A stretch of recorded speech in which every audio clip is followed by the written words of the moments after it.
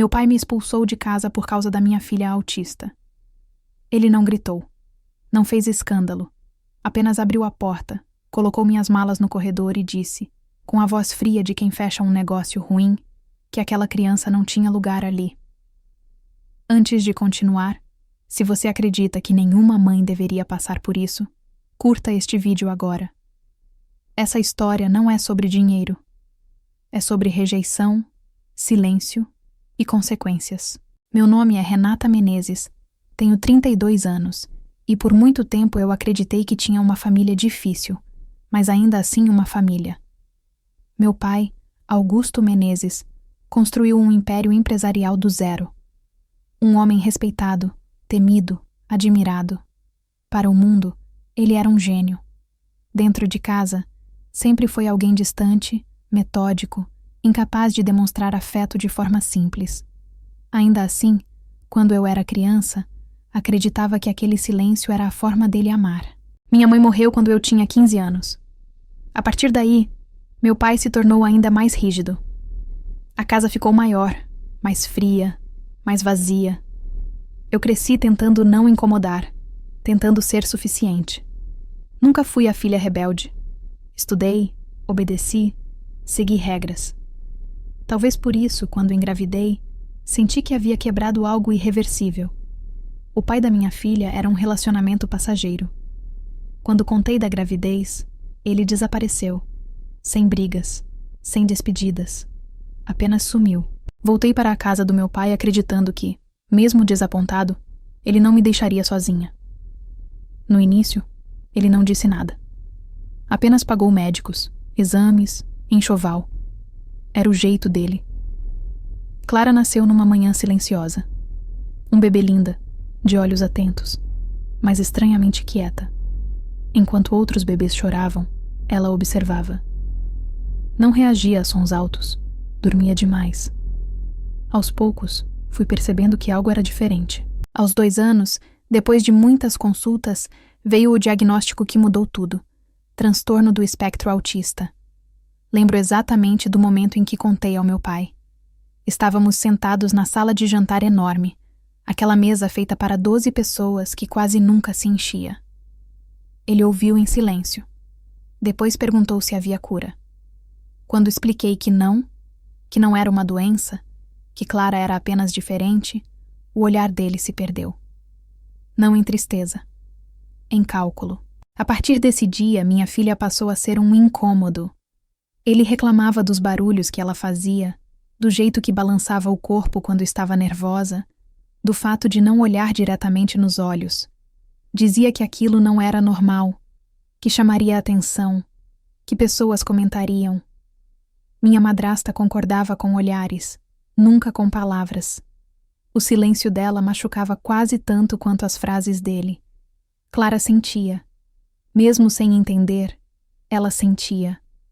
As crises sensoriais começaram a se intensificar. Sons, luzes, vozes altas. Eu passava noites acordada tentando acalmá-la, cantando baixinho, segurando suas mãos pequenas. E sempre que ela chorava, meu pai aparecia na porta com a mesma expressão, impaciência. Ele dizia que aquela situação estava fora de controle, que eu precisava procurar uma clínica, uma instituição, que aquela casa não era lugar para uma criança assim. Cada palavra era como um empurrão silencioso para fora. Eu tentei conversar. Expliquei terapias, evolução, amor. Ele não ouvia. Para ele, tudo que não se encaixava em padrões era descartável. A discussão final aconteceu numa noite de chuva pesada.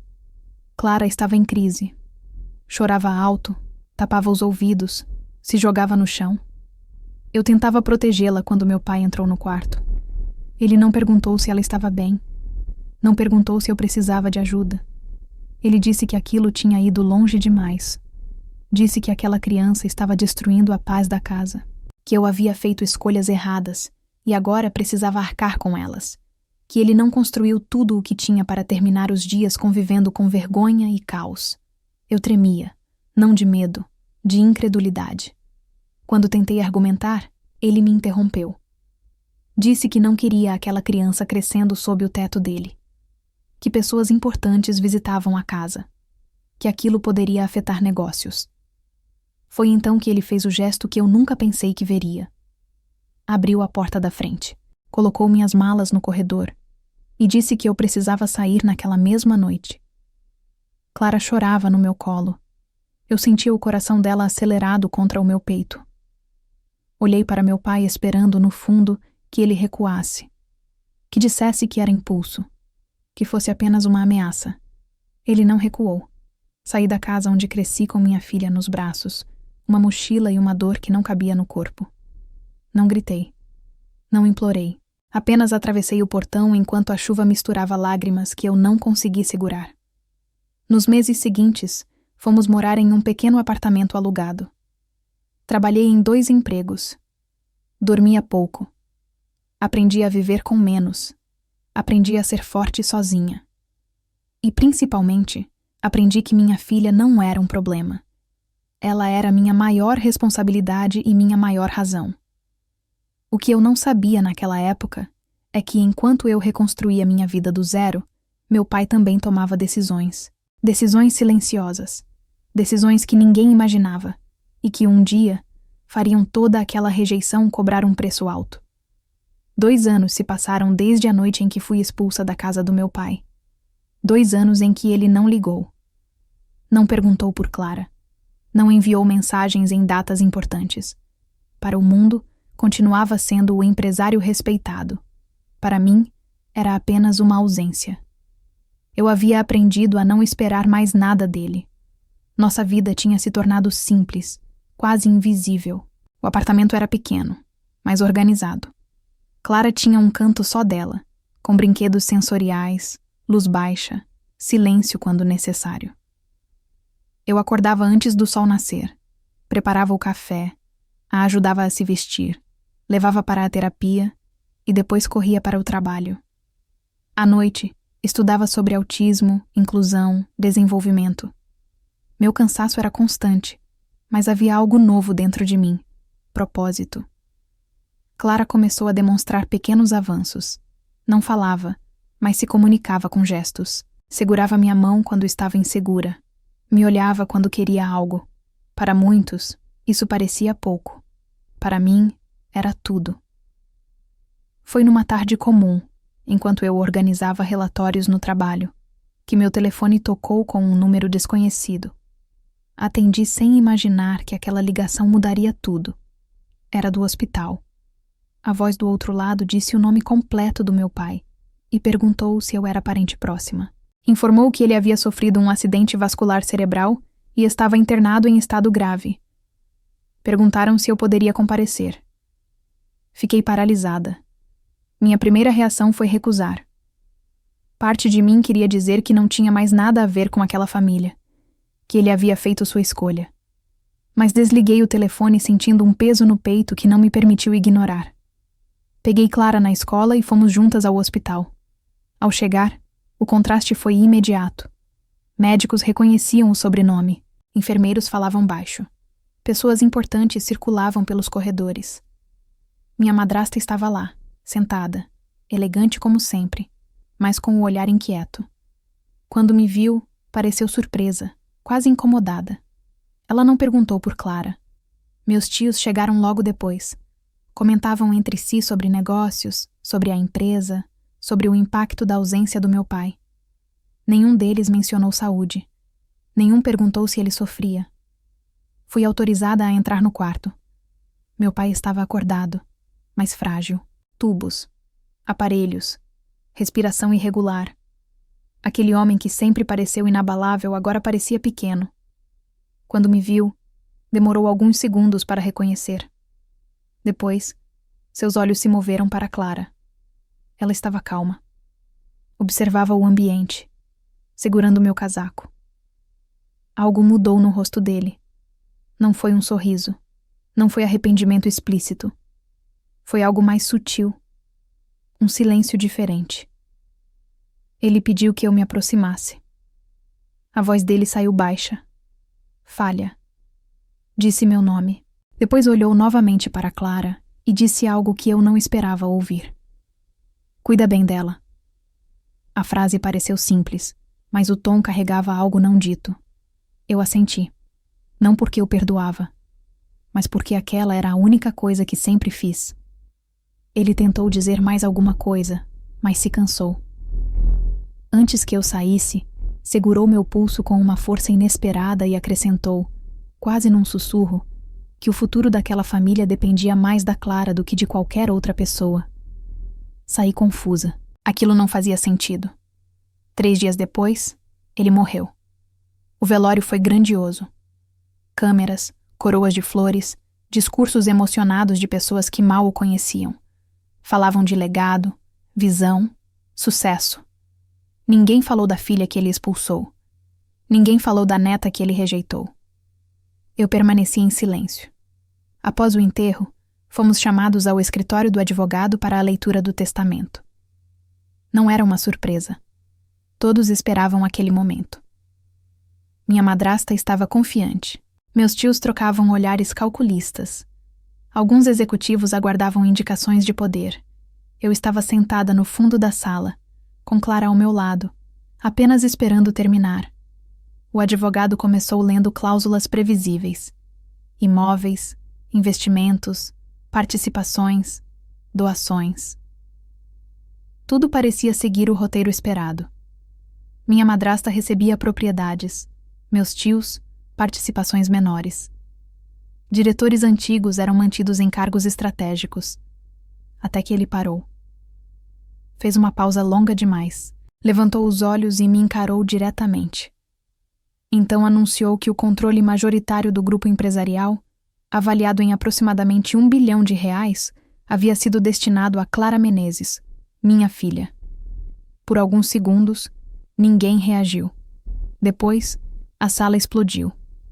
Minha madrasta se levantou, dizendo que aquilo era absurdo, que havia algum erro, que uma criança, ainda mais com necessidades especiais, não poderia herdar nada daquela magnitude. Meus tios começaram a falar ao mesmo tempo. Alguns riram, acreditando que era uma piada de mau gosto.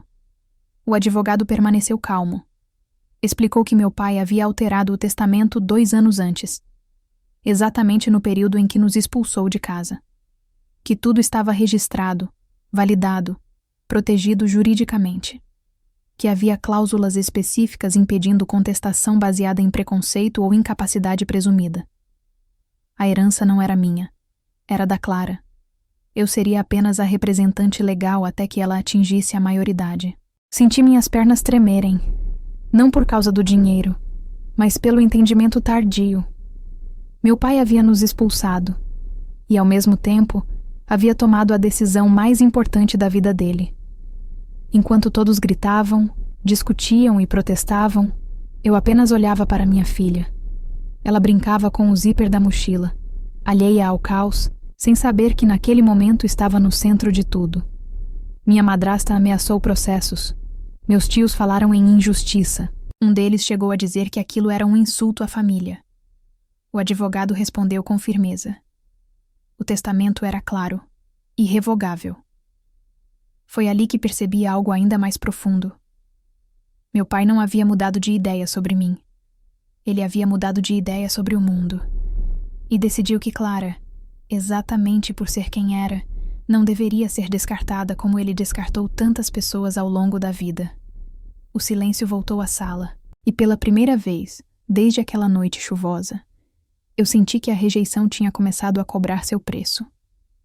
Nos dias que se seguiram à leitura do testamento, a palavra paz simplesmente deixou de existir na minha vida.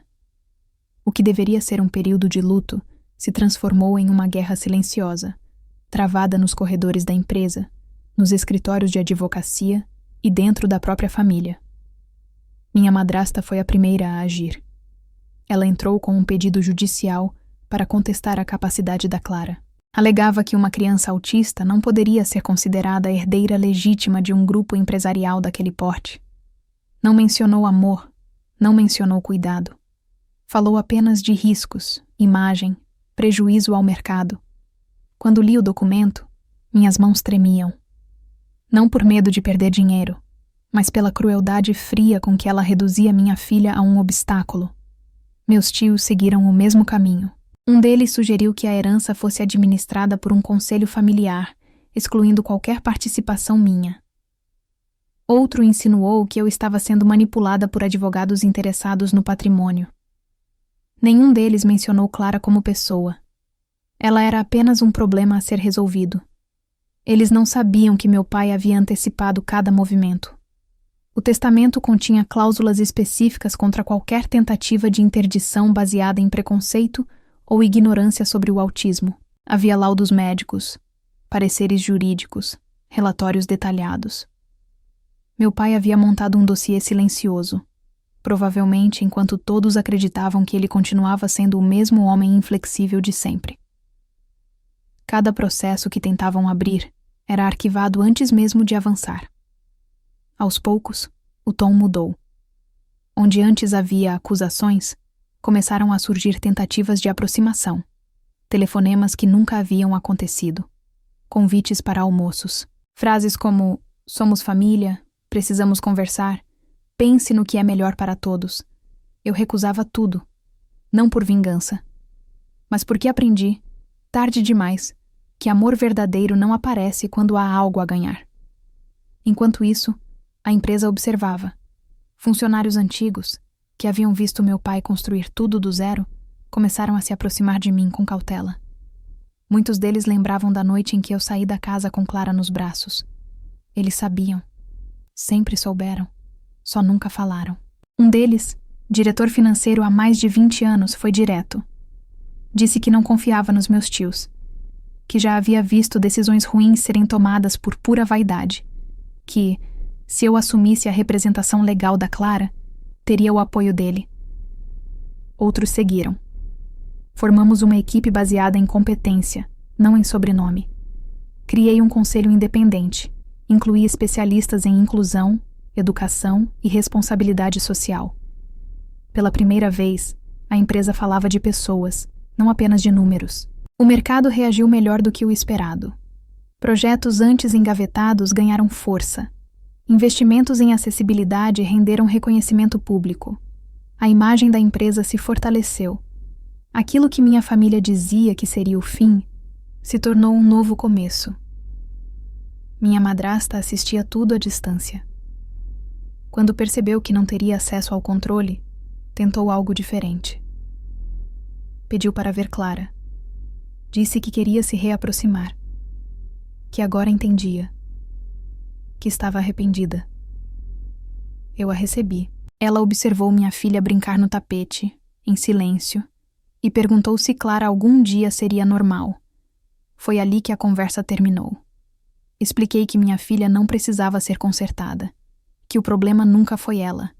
Foi a incapacidade de quem não sabia enxergar, além do próprio interesse. Ela saiu sem se despedir. Meus tios desapareceram pouco depois. Quando entenderam que não haveria dinheiro fácil, perderam o interesse. Alguns venderam o pouco que receberam e seguiram a vida. Outros tentaram manter aparências. Nenhum voltou a me procurar. O mais difícil, curiosamente, não foi enfrentar processos ou rejeição. Foi explicar tudo isso para minha filha, mesmo sabendo que ela não compreenderia nos mesmos termos. Clara crescia. Tinha 7 anos quando começou a frequentar uma escola inclusiva. Ainda falava pouco, mas demonstrava emoções de formas que muitos adultos jamais alcançariam. Um dia, durante uma reunião tensa no escritório, ela entrou na sala, caminhou até mim e segurou minha mão com força. Foi o suficiente para eu saber que estava no caminho certo. Ela não precisava entender contratos. Ela entendia presença. Com o tempo, comecei a receber mensagens de pessoas que acompanharam nossa história pela mídia. Mães de crianças autistas, pais rejeitados por suas famílias, pessoas que viram em Clara algo que nunca tiveram coragem de defender. Aquilo me transformou. Passei a investir parte dos lucros da empresa em projetos de inclusão, centros de apoio, capacitação profissional para pessoas neurodivergentes.